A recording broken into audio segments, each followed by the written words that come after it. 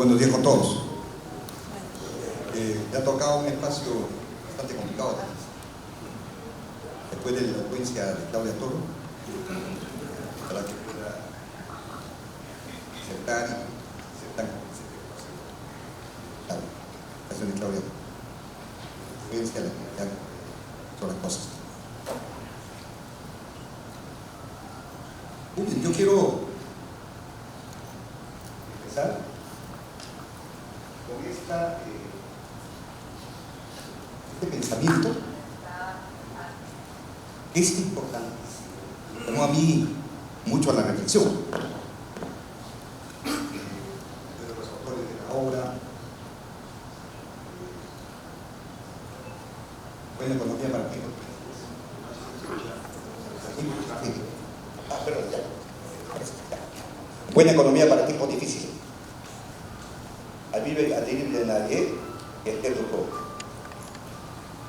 Y me gustaría que me sigan con la lectura de este pensamiento, que graficar lo que pasó en el Perú, lo que puede seguir pasando.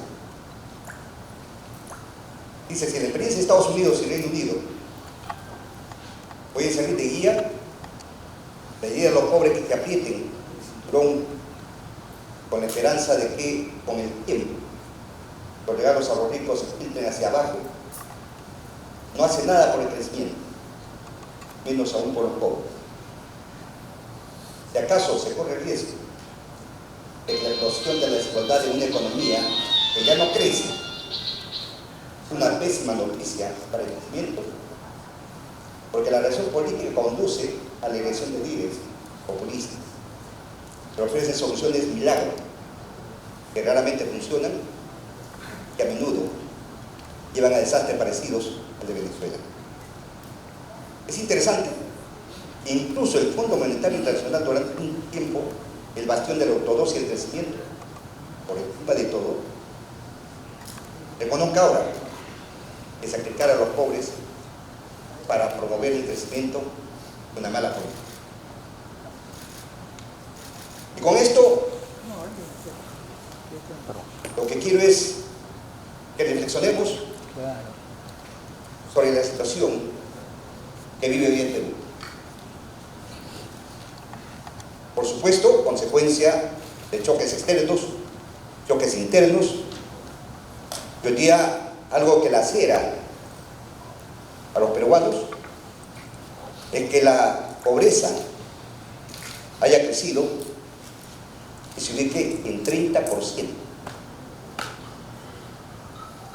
30% de los peruanos se encuentran en situación de pobreza, y pre-pandemia hemos logrado reducir los niveles de pobreza en los últimos años, y gracias al crecimiento que experimentó el Perú, a 20.4%.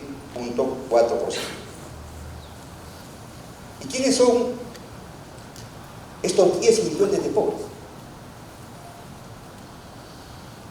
Estos 10 millones, o perdón, este 10% de nuevos pobres, son esos 3 millones de micro y pequeños empresarios que quebraron como consecuencia precisamente de la pandemia, como consecuencia de la confusión política que se vivió el año pasado por el fallido autogolpe, del señor Castillo, problemas también con la naturaleza como el huracán Yaku, y el resultado de una economía que no creció, que también decreció en 0.5%. Y hay alguna secuela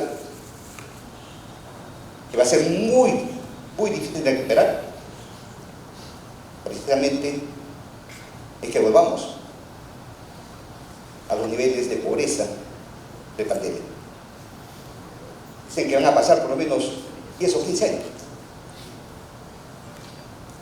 Si no se toma el toro por las astas, se dan políticas que realmente contribuyan a combatir la pobreza en el Perú. Y entonces, ese es el cambio productivo. para que aventureros pretendan tomar el poder, porque cuando hay pobreza, hay frustración en la población, precisamente esas propuestas populistas logran encandilar a la gente. Cuando la gente siente que nada tiene que perder, los radicalismos calan en las personas. Y por eso tuvimos un Castillo. Y podemos también decirlo con mucha claridad, pues todos son peligros que no están lejanos, si es que no cambiamos el curso mismo, que tengamos una Octavio Humala gobernando el país. Es más, algunos analistas políticos dicen que si mañana fueran las elecciones, Octavio Humala podría ser presidente. Podríamos repetir. Entonces esto tiene que darnos esa profunda reflexión para temor al toro volado.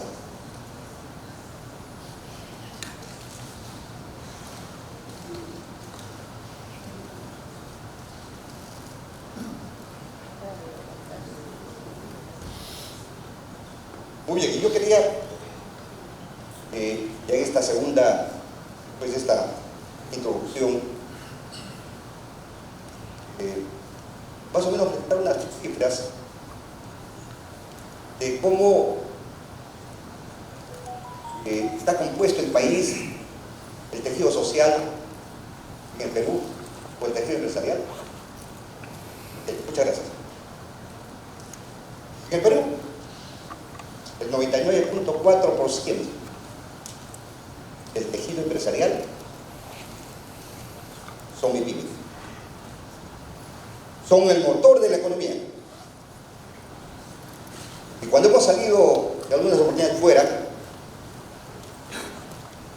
se hablaba del país, un país que ha tenido en 4 años 6 presidentes, 5 años 6 presidentes, que ha sufrido los embates del clima como el fenómeno del Niño del año 2017, que golpeó fuertemente la economía, instituciones todavía frágiles y muy débiles, como el Perú no ha quebrado, como le ha pasado a otras economías, a otros países. Creo que la fuerza del país, si algo ha contenido el enamoramiento, la debacle del país, son precisamente esa fuerza de que hablaba Claudia, esa fuerza de emprendedores, de micro, pequeños empresarios. Este es un país que ha tenido un crecimiento muy importante, pero que no se ha reflejado en el bienestar de la población, en el bienestar de las grandes mayorías. Y estas grandes mayorías, que son precisamente el sector de los micro, pequeños empresarios, los emprendedores de este país, que hoy día se conoce y todos señalan que son el gran motor de la economía en Perú, ha sido el colchón de contención de peores crisis. Y esa es una virtud que tenemos en el Perú y que explica porque el Perú, a pesar de las dificultades, a pesar de gobiernos erráticos, de la inestabilidad política, de la confusión social y de los golpes también de la naturaleza, como ya el Perú llovió sobre mojado después de la pandemia, porque todavía mantenemos ciertos niveles de economía que lógicamente se han construido buenos fundamentos, pero está esa fuerza emprendedora que le ha sentido a este país, y además creo que los emprendedores en el Perú son el sector heroico. En un país que no se han podido construir políticas que promuevan el empleo, no estamos hablando de Procasa del Estado, sino de tener el empleo a través de la inversión para la mayoría de peruanos. Son los propios peruanos que creativamente, imaginativamente, han podido generar sus propias actividades económicas para sustentarse y sustentar a sus familias. Ese es el gran milagro de este país, esa fuerza emprendedora que nosotros saludamos. Yo estoy de acuerdo con Claudia, hay que saludar a ese sector que mueve la economía del país, que es el motor de la economía del país, que además es el colchón del país. Así que igual mi saludo esta mañana y un aplauso para todos.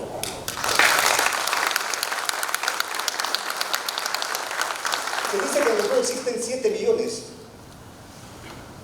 de MIPES, micro y pequeñas empresas.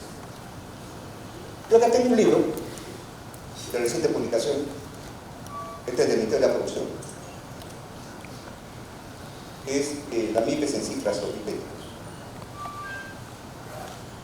Pero ignoran en ese estudio esa gran mayoría de peruanos, que son las MIPES informales, que son parte de ese sector heroico que está construyendo su propio destino. Aquí se habla de los 2,2 millones de MIPES que son las formales, y los otros no son visibles, los ignoramos. No son visibles para el Estado, ni se propone en este libro políticas para poder formalizar. Cierto que uno de los grandes problemas de este país es un común denominador de los países de América Latina, es la informalidad. Pero que no hay que ver la informalidad que existe en el país con un sentido de reproche. Yo al contrario creo que la informalidad es un gran milagro. No digo que vamos a hacer que los emprendedores tengan que seguir siendo informales, no, porque la imaginación, la creatividad, la fuerza de los peruanos ha permitido que ahí donde no llegó el Estado, no pudo generar empleo a través de las inversiones. Son los propios peruanos los que han buscado su medio de vida para sacar a sus familias adelante. Y entonces aquí no se habla de ese gran sector. Eso es importante que se debe plantear, de cómo hacemos que transite esa gran masa, ese vasto sector de informales en el Perú hacia la formalidad. ¿Cuáles son los habilitadores? ¿Cuáles son los pilares y los incentivos para lograr esa movilización, esa movilidad empresarial y social hacia la formalidad? Y entonces sí me llamó la atención, ayer revisaba el libro en cifras, se hablaba de 2,2 millones de peruanos que son, y muy bien, micro, pequeños empresarios y pymes formales que contribuyen con sus sectores al país, pero se ignora ese vasto sector de informales en Perú que también generan empleo. Y hay una relación directa entre pobreza y la quiebra de millones de emprendimientos. La pandemia, los problemas que vive el país, han sacado del mercado a 3 millones de emprendedores. Y esos 3 millones de emprendedores son exactamente, o constituyen ese 3%, o ese 10% de nuevos pobres en el Perú.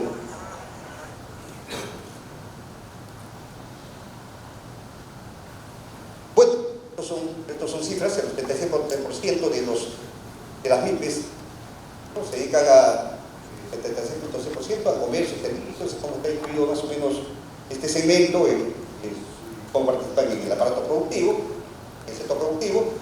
Después las MIPES desempeñan un papel importante en el desarrollo productivo del país y generan el 80% del empleo. Me estoy refiriendo al empleo en general, pero cuando hablamos del empleo para el sector privado, están las cifras aquí en este libro, generan el 90.2% del empleo del sector privado. También miren el gran impacto que tienen en el país.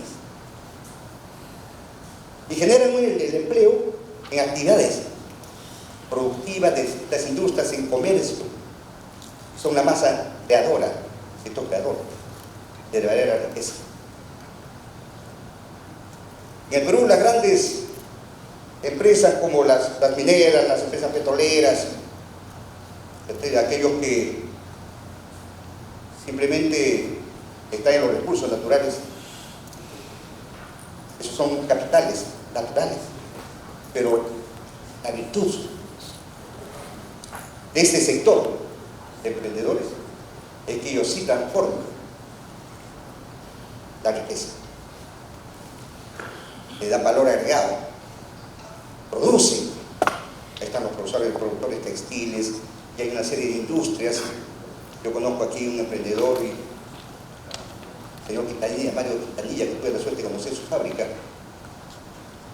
Lo saludo porque él produce componentes de maquinarias y las exporta por el país, para países desarrollados, pero cuando no tiene el apoyo con financiamiento, el apoyo del Estado para poder exportar estos componentes a mayor escala. Y entonces esta es la fuerza creadora que está en el país. Por supuesto, nosotros creemos que sí hay que promover las inversiones en minería, porque es lo que más contribuye al producto interno. Creemos que sí hay que entrar los proyectos. No estamos, mi alocución no pretende recusar las grandes inversiones. Lo que queremos es que se visibilice, pretender llamar la atención a este vasto sector que es el creador de la riqueza, que son los que tienen ese espíritu innovador, que pueden hacer que esa ecuación que existe en lo que son las importaciones en el Perú o las exportaciones en el Perú.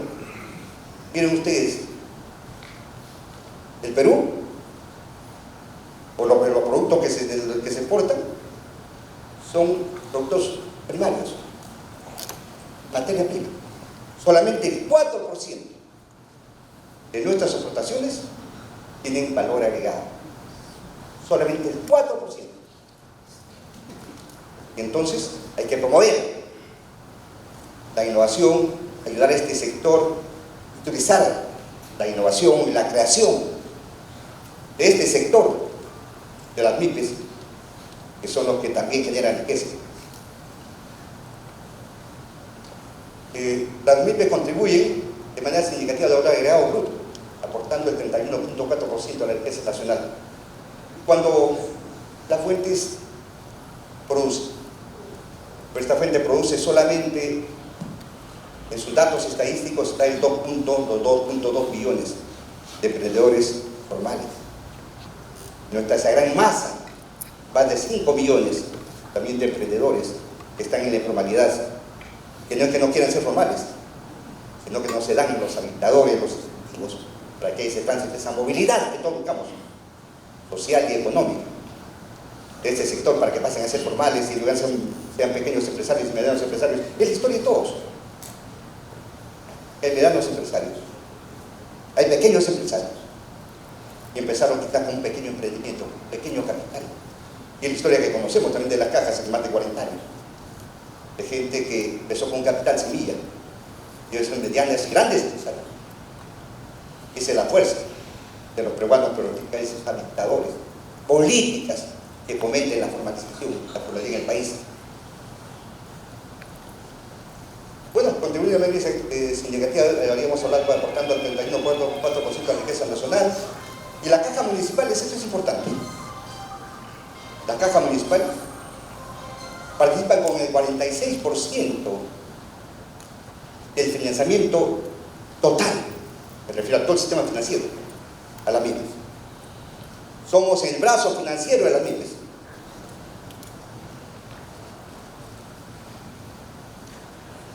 Quiero referirme precisamente en esta relación un poco injusta respecto a cómo estos programas que se dieron en el Perú y en todo el mundo después de la pandemia para reactivar la economía, evitar que se quiebre la cadena de pagos, cómo se distribuyeron los recursos de Reactiva 1, Reactiva 2, cómo se ha planteado el tema de recursos internos. Me parece que acá no hay una relación, ¿no?, proporcional, que visibilice este sector, porque se cree que solamente reactivando la economía desde arriba, de las grandes empresas, las grandes corporaciones, se puede lograr también movilizar este sector de la base de la pirámide. Yo recuerdo mucho cuando se anunció con bombos y platillos el producto de Perú en el programa Reactiva 1, Reactiva 2, la ministra María Antonieta Alba señalaba que estos recursos se destinaban fundamentalmente a las medianas y grandes empresas, y el presidente del Banco Central de Reserva decía que se va a dar estos recursos en función al aporte de las empresas al PBI, cuánto aportaban las empresas. Y que estas grandes empresas iban a haber un efecto de eslabonamiento, iban a jalar, ¿no?, a las micro y pequeñas empresas. Y eso no pasó. Realmente 3 millones de micro.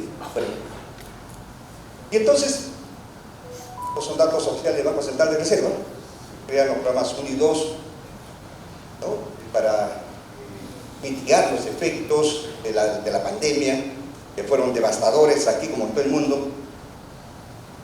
Y un programa de 60.000 millones de soles, de los cuales solamente se colocó 57.883 millones. Y la diferencia no se colocaron los 60.000 millones. No porque la gente no requiera financiamiento, porque en la Reactiva 2 quiso orientarse a las micro y pequeñas empresas, pero las condiciones de esta subasta, porque estos son programas de garantía del Estado, ¿no?, y se sustaban estos recursos para que fueran colocados, no eran las mejores condiciones. Y entonces las entidades financieras, por ejemplo, no participamos en esta ya segunda etapa en estos procesos, porque eran, digamos, los intereses, las subastas eran muy altas. Entonces las MIPES no querían tomar estos recursos porque los intereses no eran accesibles. Y entonces, de estos recursos, 41.643 millones beneficiaron a empresas de grandes y medianos activos, con un interés promedio. Esto nunca se... que estaba bien además, pero en esta fórmula no estaban los de la base de la pirámide, con intereses de 1 punto en promedio, 1.5%. Yo pregunto, ¿quién recibió? Ustedes, los que tienen esa sala, un préstamo, o quién ha cedido a un crédito con un interés de 1.5%. Si alguien se benefició con estos créditos, que está en la sala, que levante la mano. Muy bien, te felicito, muy bien, qué bueno que hayas hecho. Y entonces, pero y el promedio de estos créditos estuvo, promedio, que se entregó de 301.000 soles hasta 7.5 millones. Recuerdan que fue los préstamos hasta 10 millones y algunos préstamos fueron incluso un programa de televisión. Esto de guerra recibió como 4 millones de soles. Y este es un tema que también en algún momento tendrá que investigar y ver cómo se emplearon estos recursos, y hablamos de corrupción precisamente, cómo se afectaron estos. Este grupo periodístico recibió 4 millones de soles. No sé si la prensa en ese momento tenía un efecto reactivador de la economía. Una empresa minera también recibió estos recursos, una empresa de transporte que después se declaró en quiebra.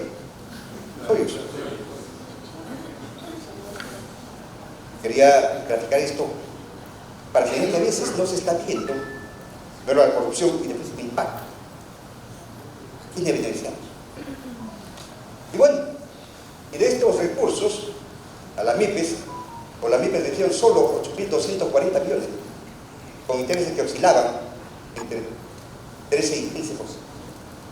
¿Qué le parece esta ecuación? Las grandes empresas, por supuesto, tenían espalda financiera, había que ayudar. De hecho, estamos en contra. Pero las condiciones en que recibieron las MIPES fueron 13 y 15%. Caros, que en esa circunstancia que se había parado la economía no tenían liquidez, no se paró toda la economía, no podían renovar sus activos, no tuvieron ventas, se quedaron las campañas, y esto llevó a que hoy día, y lo quiero después, toda la historia que conocemos que no voy a contar, que hoy día las empresas también estén descapitalizadas. Se habla de compra en mi Perú, pero ¿cómo producen la MIPE para poder satisfacer esa demanda de mi Perú si no tienen capacidad de producir? Que han perdido sus activos. Las últimas campañas son estacionales. Las campañas de Navidad, Año Nuevo, que son las campañas más fuertes, perdón, de Navidad, y las campañas de Fiesta Patria son las más fuertes, que permiten a la MIPE capitalizarse para pasar el resto del periodo del año, ¿no? Las últimas campañas casi tienen problemas la MIPE de liquidez. Y ahí hay un problema de la cadena de valor. Y la economía funciona con oferta y demanda, compra y venta. Al vender algo, el otro le compra. Entonces, yo le inyecto más recursos a este sector. De hecho, eso es la economía. Uno vende y otro compra, esa es la fórmula de la economía, ¿no? Hay un economista que es Kaiser, que lo habrá leído, escribe un libro muy importante, es muy sencillo de entender, que lo recomiendo.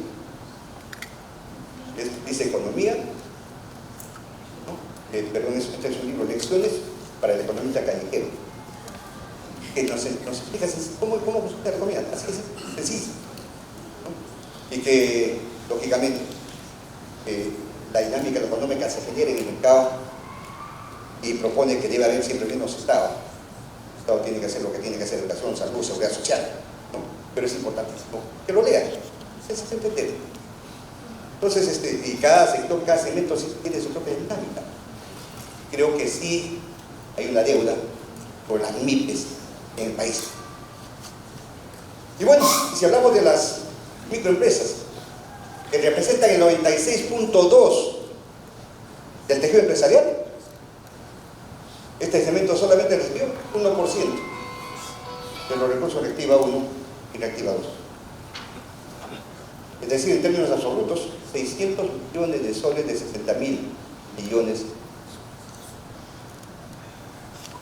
Y aquí yo quiero recusar corrupción en todo este proceso de reactiva 1, reactiva 2, todo lo que estamos comentando. No que se haya inyectado recursos, lo han hecho en todos los países del mundo, sino la forma como se asignaron estos recursos en Perú. Luego, el programa Impulsa Perú ha destinado 15.000 millones en garantía del Estado, un programa que todos conocemos, de lo cual hasta la fecha solo se han desembolsado 2.500 millones. Se han subastado 7.000, ¿por qué por subasta igual? Con garantías, 7.000 millones, y solo se han desembolsado 2.500 millones en beneficio del mismo.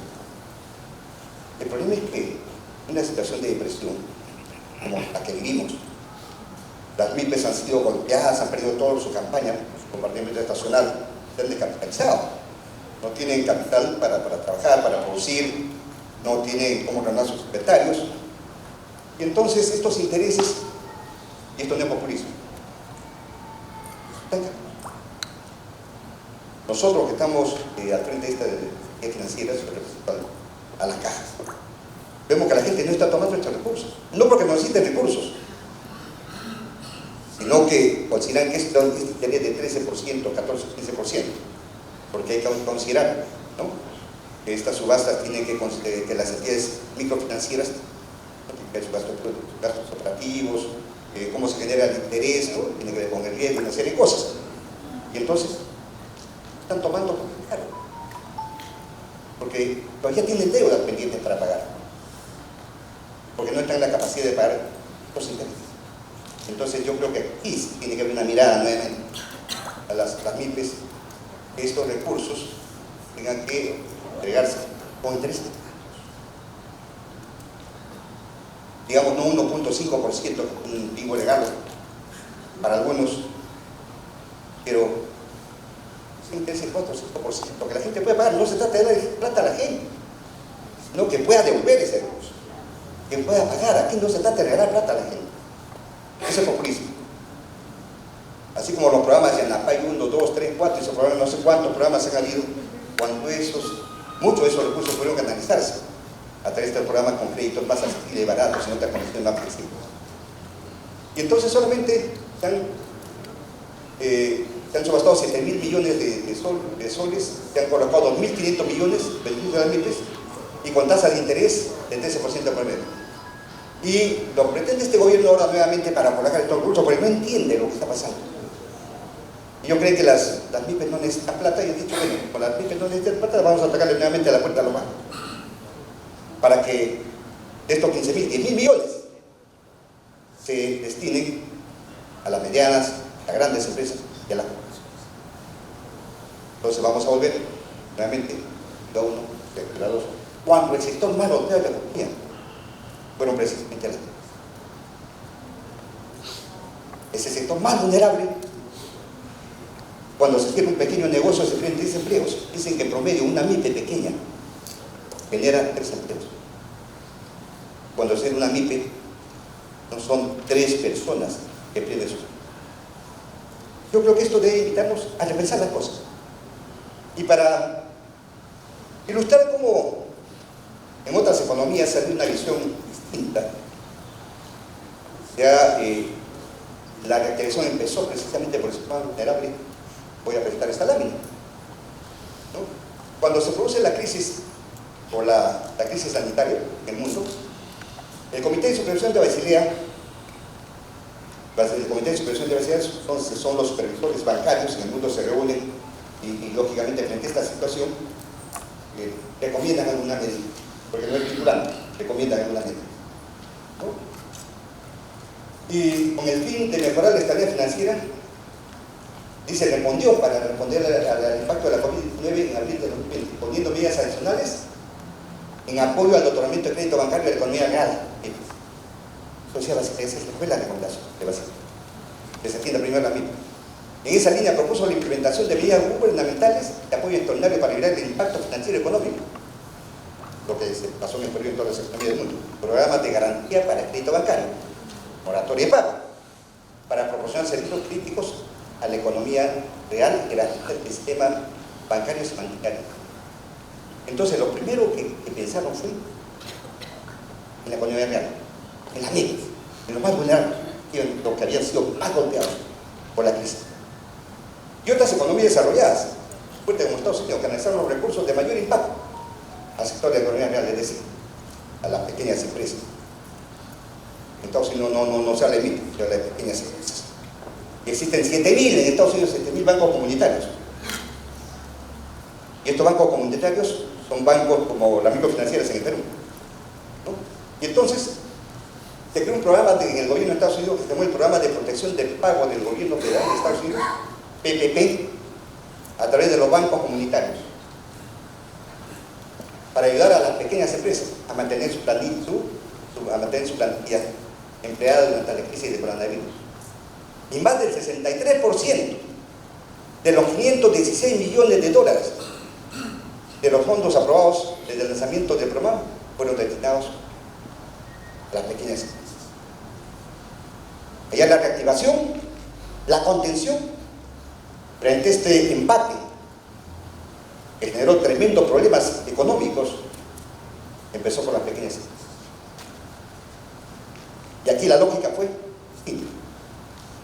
Entonces creo que sí es importante repensar, replantear estos programas del gobierno.